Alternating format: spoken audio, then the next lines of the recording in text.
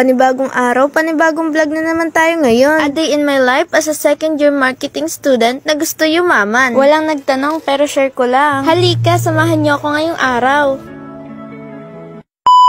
Madali ang vlog nga lang pala ito. Ngayon nga pala ay may klase kami. 9 AM to 11 nga pala ang klase namin. Bali, isang subject lang yung papasukan namin ngayon. Sabay-sabay na nga pala kami pumasok ni Riri at Joanna. Hindi na nga pala ako nagdala ng bag kasi isang subject lang naman yung papasukan namin. Bali, mahalagang gamit lang yung dinala ko. Hindi nga pala ganun kalayuan yung campus sa boarding house kaya nakarating agad kami. Pagkapasok nga pala namin dito sa campus ay huminto muna kami sa may salamin. Natuwa nga pala kami at bagong linis yung salamin kaya ang linaw. After nga pala namin manalamin ay dumiretso na kami sa room. Pagkapasok nga pala namin sa room ay nandun na rin yung iba namin kaklase. Business management accounting nga pala yung subject namin ngayon. Maikli nga pala yung discussion ng topic kaya maya-maya ay sabi ni ma'am ay pwede na kaming umuwi. Bago nga pala kami umuwi ay nag-video muna kami. Hindi na rin kasi ako nakapag-video kanina habang nagkaklase si ma'am. After nga namin mag-video ay lumabas na kami sa room. Habang naglalakad nga kami ay nakasalubong namin si Ma'am Claire. Paglabas nga pala namin ng campus ay dumaan muna sila dito para bumili ng pagkain. Magtatanghali na rin kasi. Habang bumibili nga pala sila ako umuwi muna sa boarding house. Kinuha ko muna yung gamit ko kasi wala namang pasok bukas kaya uuwi muna Dinala ako. Dinala ko na nga rin pala yung panregalo kay mama. Pagkatapos nilang bumili ay umalis na kami. Kaya maya nga ay nandito na ako sa bahay. Sarap nga palang umuwi sa bahay bagay may naghihintay at sasalubong sa'yo. Ganyan nga pala lagi siya pag sasalubungin ako. Kaso nakalimutan kong bilan siya ng paborito niyang chicken kaya kinalong ko na lang siya. Yun lang, hanggang sa muli.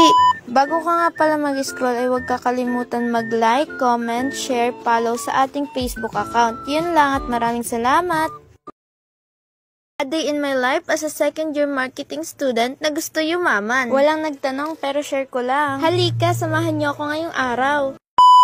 Maaga nga pala ako naghanda ngayon kasi dalawang events yung pupuntahan ko. BSBA Day at saka recognition ng kapatid ko. Kaya pagkatapos ko kumain ay naligo at naghanda agad ako. Bali, ngayong maga ay recognition ng kapatid ko. Nagka-conflict pa nga sa schedule kasi ngayon rin palang magagaganapin yung BSBA seminar. Kaya ang ginawa ko, gumawa na lang ako ng excuse letter para ipasa mamayang hapon kung makakaabot pa ako. Full day naman kasi yung BSBA Day. Bali, ang nangyari lang, sa umaga yung seminar, tas sa hapon yung mga activities. Nung makapag-ayos na ako, ay tinawag ko na yung kapatid ko para pumunta na kami sa school nila. Isang linggo nga pala, tuwang-tuwang umuwi ito galing school. Tapos ang sabi niya, ate, may award ako. Pumunta daw ako sa recognition niya. Tagal pa nga yung recognition niya, sinabi niya na agad yun. Ako nga pala lagi ang umaattend sa recognition ng kapatid ko kasi sila mama at papa ay busy sa mga gawain. Kaya kahit may event sa school namin, ay mas inuuna ko pa rin umattend sa recognition ng kapatid ko. Syempre, mahalaga pa rin yung mga ganitong events, lalo na sa mga bata. Kasi once a year lang naman ito nangyayari sa kanila. Hindi nga pala kalayuan yung school dito sa bahay, kaya mabilis kami nakarating sa school nila. Pagdating nga namin ay napakadaming tao. Saka inuuna nga pala yung mga lower level na year. Grade 5 yung kapatid ko, siguro aabutin kami ng tanghali o hapon dito. Bukod nga pala sa recognition day, may mga ganyan rin silang activities para naman ma-entertain yung mga naghihintay. Yan nga at napapasabay pa siya dun sa mga sumasayaw. Sa sobrang dami nga pala ng estudyante dito, inabot na kami ng alas 12. Maya-maya nga pala, tinawag na yung mga mag-aaral ng grade 5 kaya pumunta na kami dun sa tabi ng stage. Doon na nga pala pinapapunta para madali tawagin. Kaya maya-maya ay tinawag na rin siya.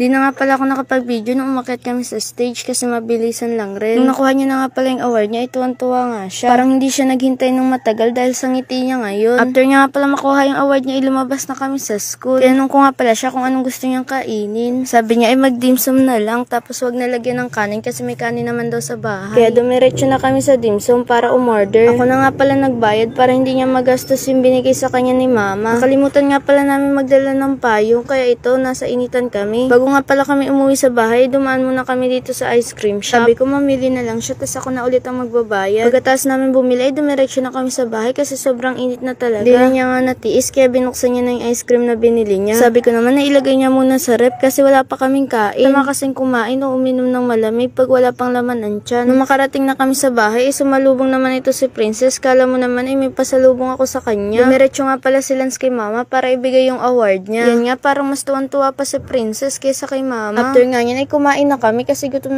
na rin. Bago nga pala ako umalis ay nagpa-picture muna kami kay mama kasi hindi kami nakapagpa-picture sa stage kasi walang ka-picture. Dos na rin pala kaya umalis na rin agad ako. Makapunta na nga pala ako sa crossing ay nagpasundo na lang ako sa klase ko kasi sobrang init. Magbabayad na lang ako ng pamasahe. Pagkadating nga pala sa boarding house ay nagbihis na ako para makasunod kami dun sa BSBA Day. Stress na nga rin pala kasi kaya medyo late na kami. Buti na lang nakaabot pa kami sa BSBA Day. Hindi nga lang kami nakaabot dun sa mga activities o yung mga palaro nila. Pero ayos lang kasi napakinabangan naman nila yung ambag ko na hindi ko naman nagamit. Yan nga pala si Princess, ang isa sa 3 princess sa room.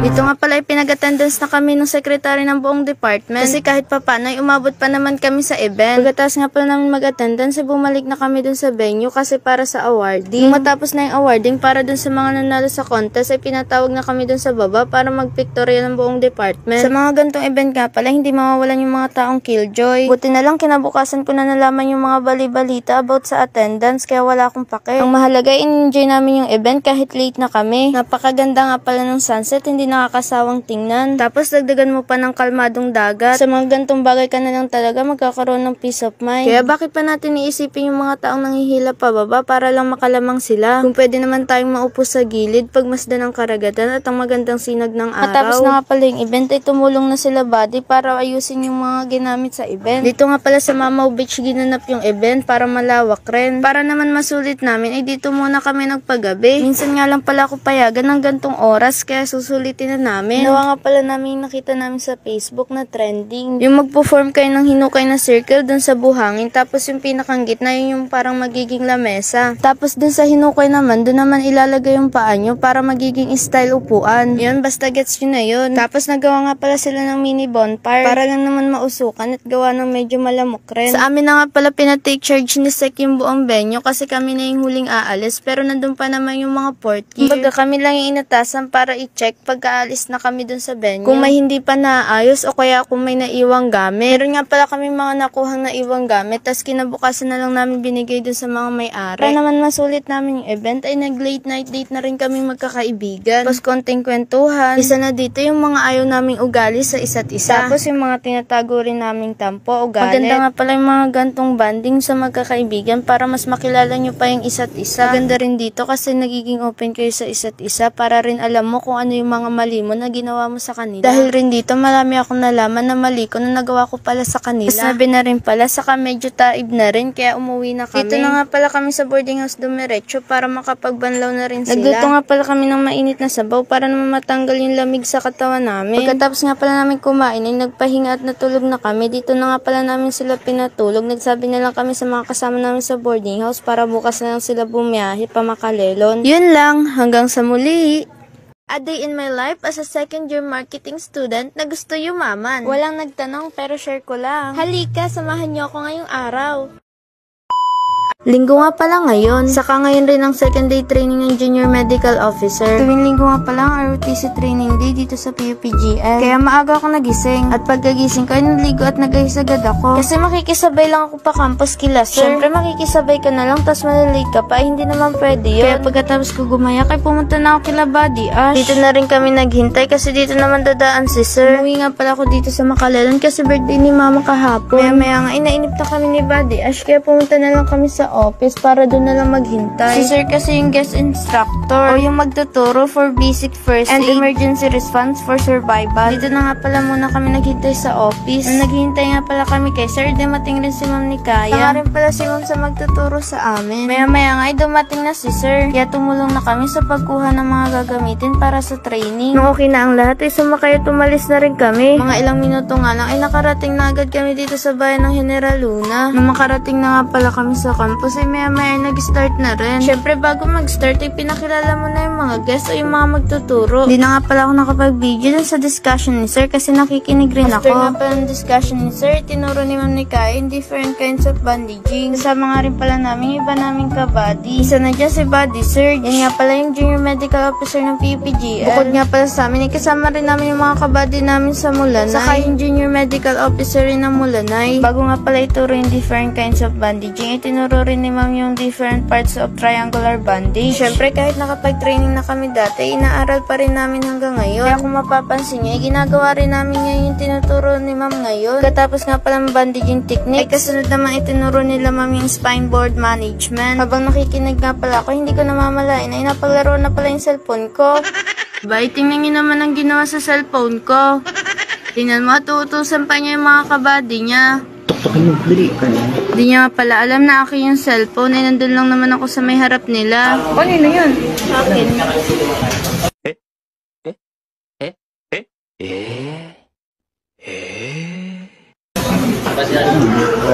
O diba huli pero di kulong? Pagkatapos nga palang ituro yung spine board management, ay kasunod naman tinuro nila ma'am wagas yung different kinds of lifting techniques. After nga pala niyan ay may kasunod na discussion si sir. Also yung mga pangaral rin. Hindi nga pala nakakapag-video pag discussion kasi nakikinig ako. Pati nga rin yung awarding for participation ay hindi ko na na-videohan. Pagkatapos nga pala ng awarding ay muwi na kami. Syempre sumabay na lang ulit ako kila sir. Halos taga Makalelo rin kasi kami magkakabady kaya sabay-sabay na kami. Bago nga pala kami makauwi, dumaan muna kami dito sa Parisan. Tanghali na rin kasi. Libre nga pala ni sir yung kinain namin. O diba nakisakay na nakikain pa? Hello guys, welcome to vlog. Kasi ma'am wagas, kala ko nga ay may papalit na sa akin sa pagbablog. Diyan nga ay pumili na kami ng mga kakainin namin. After namin mamili, pumisto na kami sa lamesa. Maya-maya nga iluto na yung in-order namin. Kaya syempre pagkahain ng pagkain ay kumain na kami. Ngayong training day nga pala ay nakompleto kaming 6 na senior medical officer. Kasi nag-duty rin si Body Care. Kaya lang kasi lagi yung nawawala. Nung matapos na nga pala kaming kumain ay nagbiyahe na ulit kami pa uwi. Hi ma'am. Uwi na. Dito nga ipapasok na kami sa bahay ng Makalelo. Masaya nga pala ngayong araw kasi marami na naman ako natutunan. Ang maganda rin dito ay in case ng emergency ay maaari kong gamitin yung mga natutunan ko. Maya-maya nga ay nakarating na ako dito sa bahay. Syempre hindi mawawala dyan si Princess na lagi sumasalubong sa akin kada uwi ko. O diba nakakawala ng pagod kasi may naghihintay sa'yo kahit wala akong pasalubong. Yan lang, hanggang sa muli. A day in my life as a second-year marketing student na gusto yumaman. Walang nagtanong pero share ko lang. Halika, samahan niyo ako ngayong araw. After exam nga pala, ay naisipan na lang namin mag-ambagan para magluto ng pagkain sa tanghalian. Kaya bago umuwi, ay dumiretso muna kami dito sa palengke. Chami nga pala yung naisipan naming lutuin ngayon kasi medyo mura rin yung mga ingredients niya. Mahigit 20 to 30 pesos nga lang pala yung pinag-ambagan namin. Pagkatapos nga pala namin mabili yung mga kailangan sa pagluluto, ay nagkwentahan na sila ng kanilang sukli. Ashley ay 450. Yan nga, at pati ang wallet niya ay nahulog na. Habang nagbibilang nga pala sila ng sukli, ay kinuha ko na itong mga lulutuin. Kung okay na nga pala yung sukli, ay sumakses na nga daw sila. Sumaksis. Ay parang hindi siya masaya sa sukli niya. Matapos na nga pala ang lahat, ay sumakay na kami sa tricycle ni Buddy John Rick para makapunta na kami sa boarding house at makapagluto na rin. Pagkadating namin sa boarding house, ay nagpalit na ako ng damit para madayagan ko na yung naiwan kong hugas. Dalawa nga pala yung exam namin ngayong araw, isa kaninang maga at isa mamayang alas 5 ng hapon. Kaya dito muna sila Buddy nagstay kasi sayang pa ang gasolina pag uuwi pa sila ng Makalelo. Kaya after ko magdayag, ay sinimulan ko na magluto. Chami na tamis ang nga pala yung lulutuin natin ngayong tanghali. Hindi ko alam kung bakit akong pinagluto nila, ay ngayon pala ako makakapagluto nito. Kaya bahala na kung anong lasa niyan mamaya. Siyempre, ang una natin ginisa ay yung bawang at sibuyas. Habang nagigisa nga, ay ginagayat na ni Buddy JM yung manok sa maliliit kasi masyadong napalaki yung gayat niya ating nagtitinda. Nung nagayat na yung manok, ay sinama ko na rin siya sa pagigisa. Tapos medyo halu-haluin lang natin para lumasa yung bawang at sibuyas dun sa karning manok. Then takpan lang natin ng mga ilang minuto. Tapos kapag medyo luto na yung manok, ay ilagay na natin yung ibang pampalasa. Ito nga, inilagyan ko muna siya ng 5 kutsarang toyo. Saka ko na lang ulit dadagdagan mamaya pag kulang pa. Pagkagisa nga pala sa toyo, ay nilagay ko na itong isang oyster sauce. Nung malagay na, ay halu-haluin lang ulit natin. 2 kilong Mickey nga pala yung binili namin sa palengke kanina. Kaya parang mapapalaban ang kawali natin ito. Nung matapos ng igisa, ay nilagyan ko na ng tubig. Bali, isang basong tubig nga lang pala muna yung nilagay ko. Pagkatapos ay hinalo-halo ko lang ulit para lumasa naman sa sabaw. Bali, yan na nga rin pala yung magiging panlasa natin sa ating chami. Yan nga pala yung nilagyan ko ulit ng isang basong tubig. Tapos nilagay ko na rin yung gulay. Yun na nga pala na-video yung paglalagay kasi umiinit na yung cellphone ko. Kasunod yung pamintang durog at asin. Inuutay-utay ko nga lang pala yung paglagay ng Mickey kasi baka hindi magkasya. Hindi na nga pala kami bumili ng masyado maraming lahok kasi kami lang din naman ng kakain. Nilagyan ko nga rin pala yan ng asukal at sili. Hindi ko nga lang nasama sa pag-video kasi medyo gutom na rin. Pero at least sumaksas na yung chaming tamis anghang namin. Pinagpaplanuhin ko nga pala magtinda yan tuwing linggo kapag ROTC training day. Kala ko sumaksas na ako magluto, may lulutuin pa pala akong isa. Dala kasing isdang tambong si Buddy JM kaya naisipan na lang namin isigang. Nga rin pala yung katuwang ko mag-prepare ng mga ingredients sa lulutuin. Mahalata mo nga rin palang nagbo-boarding house ang isang tao kapag sa rice cooker siya nagluluto ng ulam.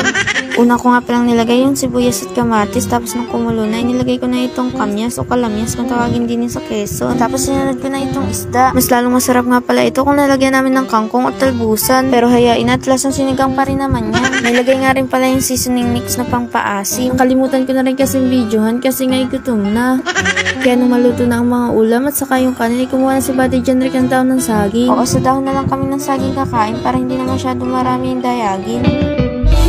Epekto nga pala yun ng gutom na. Kaya dapat talaga hindi tayo nagpapalipas ng pagkain. Naayos na nga pala nila yung paghahainan dyan ng pagkain. Nung okay na, inilagay na namin yung kanin. Tapos yung chami. Dahil nga medyo tanghali na rin at gutom na, hindi na kami nakapag-timelapse. Pagkatapos naman namin kumain, itinulungan ako ni Buddy Kurt magligpit. Tapos si Buddy JM naman yung nagdayag ng mga dayagin. Habang nagpapahindag nga pala, gumawa muna ako ng reviewer para mamaya.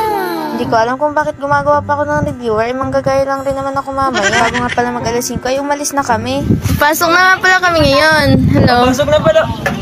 Papasok na nga pala kami guys ngayon. Tapos, diretso lang dito. Walang liliko. Pasok. O, diba hindi na kailangan mag-voice over? Sumabit na nga lang pala kami ni Buddy JM kasi puno na yung try. Walang magtanong, pero share ko lang. Pagkadating nga pala namin sa campus ay dumiretso na kami sa room. Diyan nga ipakitang tao na naman siya. Pagkatapos mag-exam ay sabi ni Mama, may chika na rin namin. Kita nga rin dito yung ganda ng dapit hapon. After mag-checking nga pala ay nag-uwian na. Diyan nga pala ay nag-shutdown na yung cellphone ko kaya nakahiram na lang ako ng phone kay Riri. O diba papasok kayong maliwanag tapos uuwi kayong madilim na. Naisipan nga pala namin pumuntang Baywalk after exam. Pero sila Buddy uuwi na sa Makalilan kasi gabi na. Kaya kami na lang apat nila Joanna at ng dalawang Riri.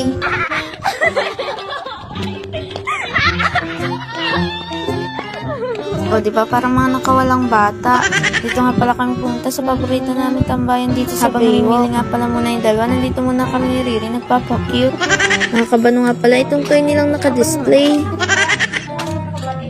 Ang in-order ko nga pala ay 4 na cheese stick, tapos trinay rin namin ni Riri yung banana milk flavor na milk tea. Tapos habang kumakain nga pala kami, napag-usapan namin kung ano yung mga balak namin gawin pagkatapos namin mag-college. Maganda nga rin pala yung mga ganitong kwentuhan para alam nyo na at may tana na kayo kung anong gusto yung tahaking buhay after college. Kaya sana sumaksas tayong lahat sa kung anong daan ang ating tatahakin sa buhay. Hanggang dito na nga lang pala, yun lang. Hanggang sa muli.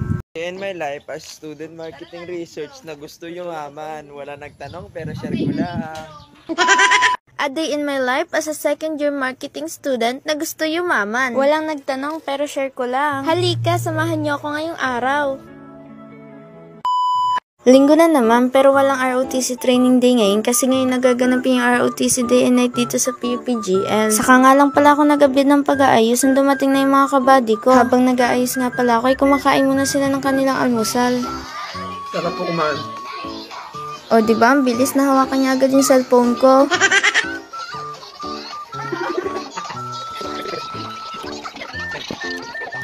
Syempre habang nag-aayos ako may halong chikahan na yan. O, diba? Para mga daga lang.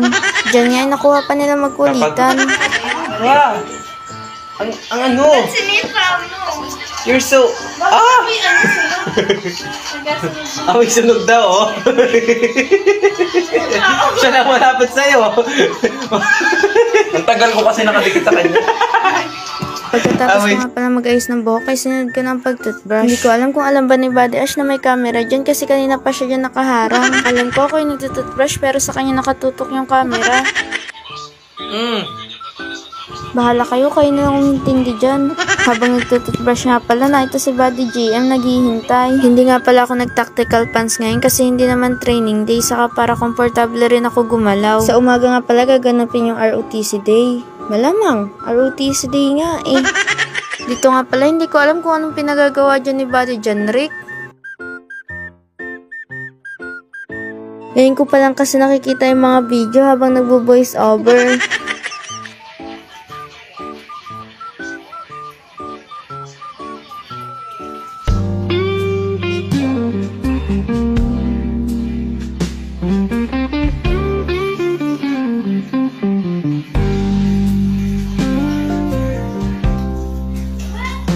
O diba, ang galing, parang walang nangyari. Hindi ko alam kung vlog ko pa ba to o vlog niya na eh.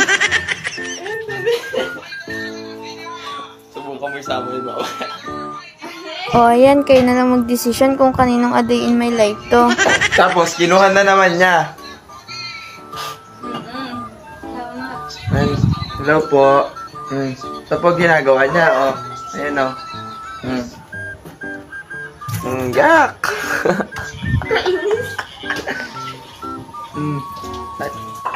So, ngayon guys.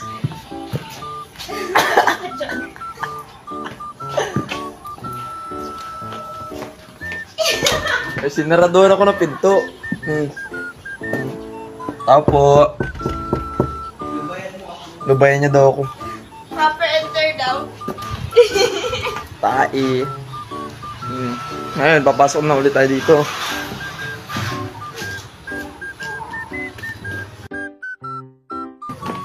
Yun o, yan ang ginagawa niya. Pinapatabi niya ako. Hiramin daw ni Juliet. Hiramin daw ni Juliet. Yan, vlog to. Yan. Buti naman at naisipan niya pang ibalik yung phone ko. Kala ko kasi a day in my life niya na ito. Nung na-check ko na nga pala lahat ng dadalhin ay umalis na kami sa boarding house. Nung palabas na pala kami sa boarding house ay sabi niya siya na daw ang mag-vlog. A day in my life as student marketing research na gusto yumaman. Wala nagtanong pero share ko lang. Ayan guys, alis na kami. Masyado niya sigurong iniisip yung research, kaya marketing research yung nasabi niya. Sawa kang kumaway. Ayan siya oh. Let's go. Habang inaayos nga pala yung tricycle ay nag-aasaran pa itong dalawang magpinsan na ito.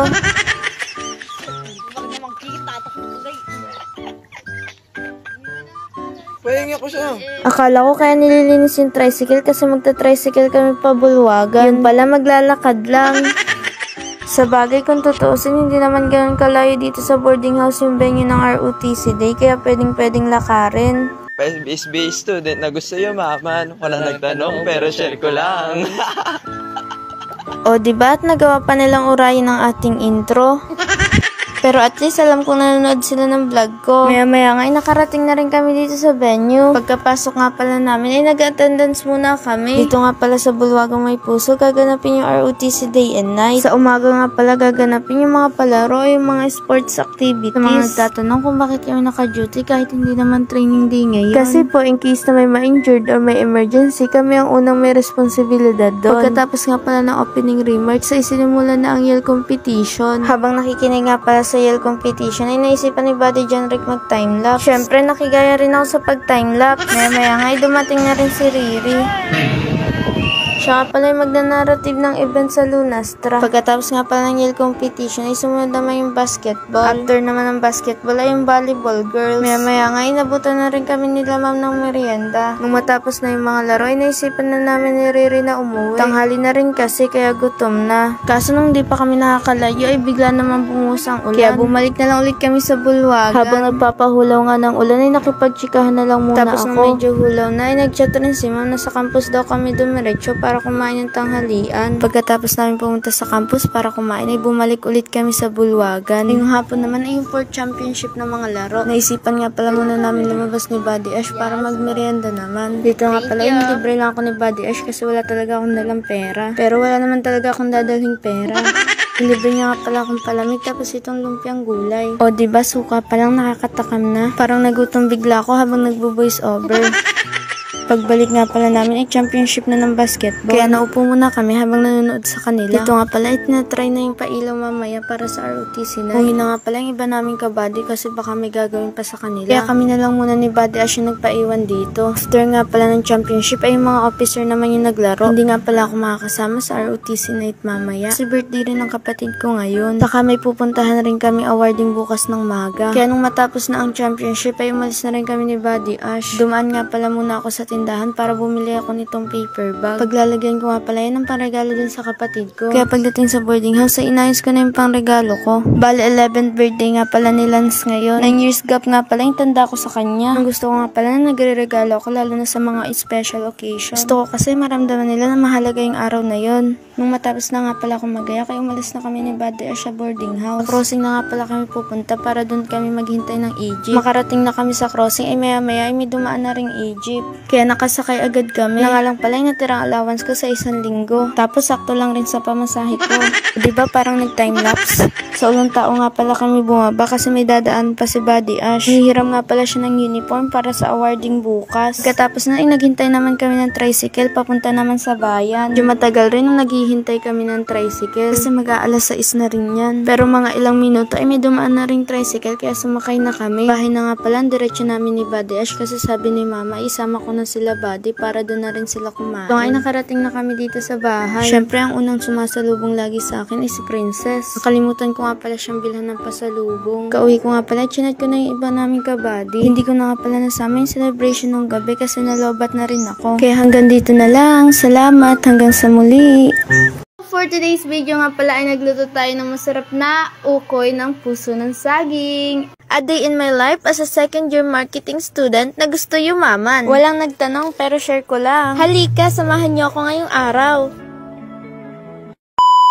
So, for today's video nga pala ay ngayon lang ulit ako nakapag-vlog. Ngayon nga pala ay wala kaming pasok kaya naisipan ko na lang lutuin itong puso ng saging. Bago nga ako umalis sa boarding house ay nag-request ako kay Papa na magdala siya ng puso ng saging para pag uwi ko ako na lang magluluto. Syempre, ang una kong ginawa ay binalatan ko muna itong puso ng saging hanggang dun sa pinakamalambot niyang part. Matapos ko namang balatan ay hiniwa ko naman siya sa maliliit. Ang gagawin nga pala natin dito ay ukoy na puso ng saging. Isa nga rin pala ito sa pinakapaborito kong ulam. Dapat talaga maninipis lang yung paghiwa natin sa puso ng saging para mabilis natin siya maprito mamaya. Pagkatapos naman nun ay binudburan ko ng asin para matanggal yung dagta niya. Syempre, pipigain niyo yung puso ng saging para matanggal talaga yung dagta niya. Ganito nga pala yung itsura niya pagkatapos natin mapigaan. Mukhang kukunti lang yung tingnan pero kasya na yun sa 6 na tao. Pero kung ako ang tatanungin, kaya kong ubusin yan.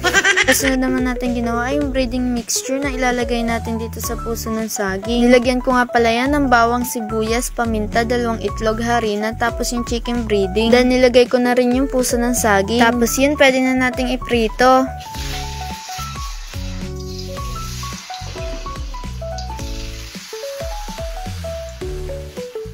Habang nagpiprito nga pala ako ay si Mama naman ay nagluluto ng sinigang na bangus. Tamang-tama nga rin yan at may sabaw para ka-partner ng ating prinito. Hindi ko na nga pala na-videohan lahat ng prinitong ukoy. Napakahaba naman kung lahat ay bibidyohan natin. Ito na nga lang pala yung last nating piprito. After nyan, ready to eat na ang ating ukoy ng puso ng saging. Bukod nga pala dyan, syempre hindi mawawala ang ating sausawan kaya gumawa rin ako. Tuka lang yan na may bawang sibuyas saka paminta. Masarap rin sana yan kung may sili kaso wala kaming sili.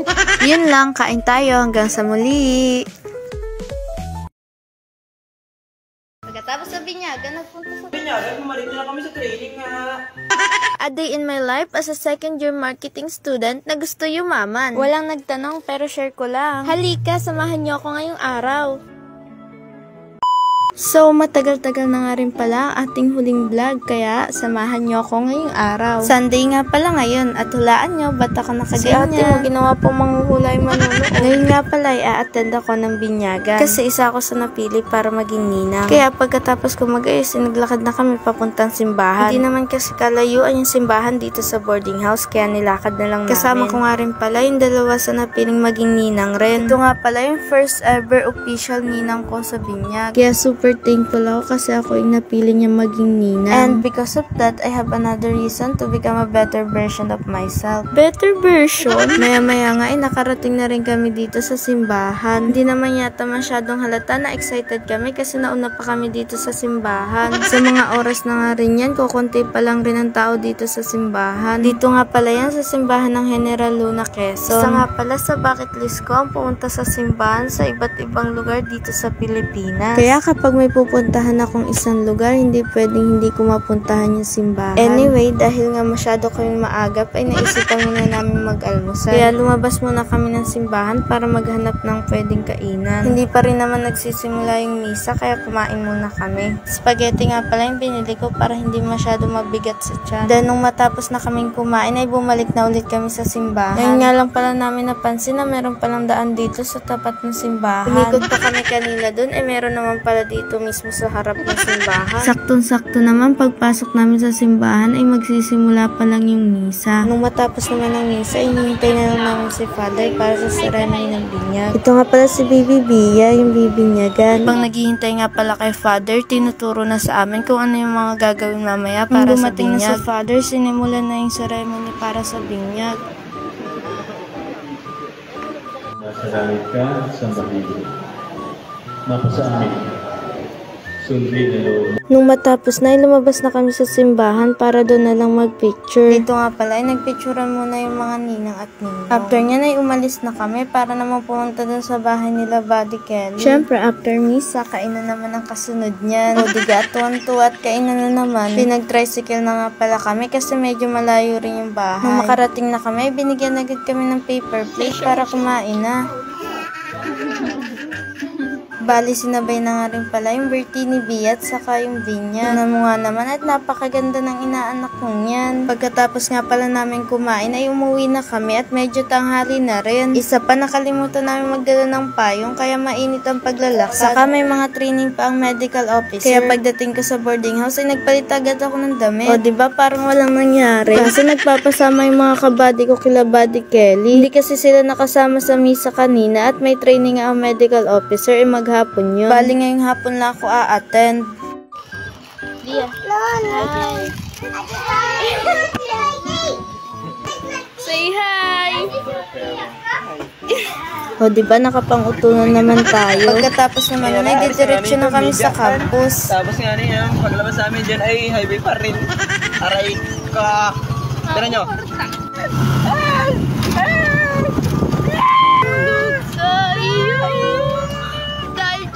Papasok na kami sa campus. Open na niya.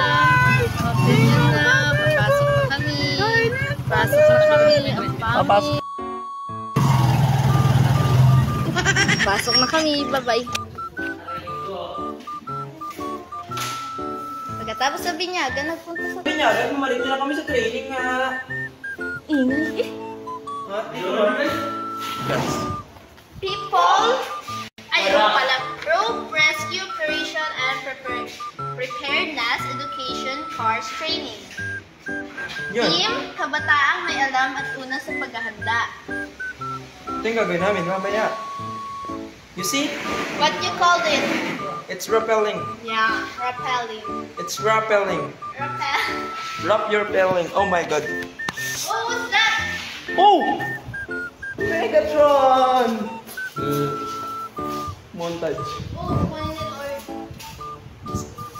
Kapag yan sa akin. Kanina to.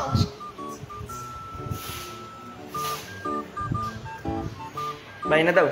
O diba, nilaro na naman ang ating vlog. Sama ko nga pala sila Buddy JM, Buddy Luis, Buddy John Rick at Buddy Ashley. Lumabas na kami dito sa room kasi pinatawag na kami at gagawin na nila ng actual yung rappelling. Yan, habang ginagawa nila ng actual yung rappelling ay may sumama sa ating vlog.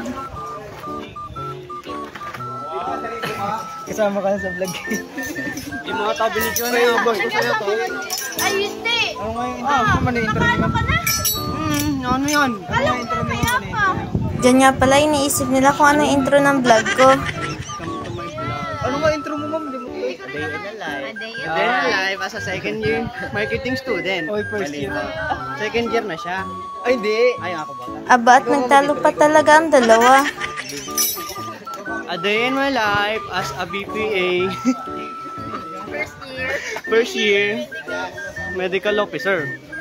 So ngayon nga, makikita niyo sa likod ko. Alam mo, nakakahilo kang vlog. Ay, hindi ka nakapalo.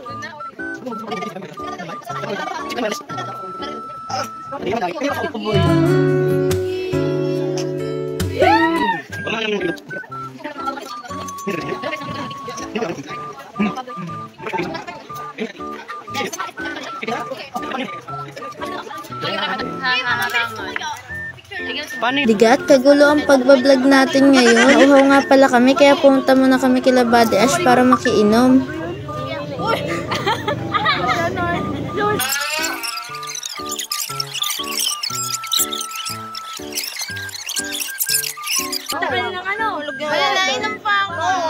Di ba parang bata at nag-aagawan pa sa baso?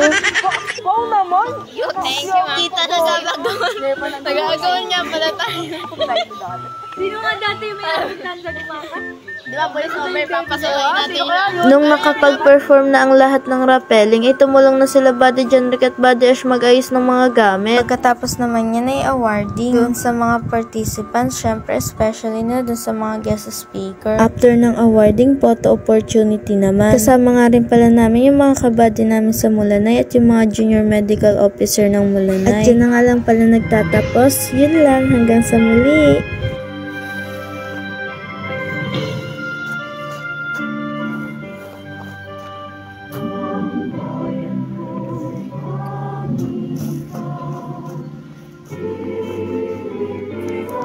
Bago ka nga pala mag-scroll ay huwag kakalimutan mag-like, comment, share, follow sa ating Facebook account. Yun lang at maraming salamat!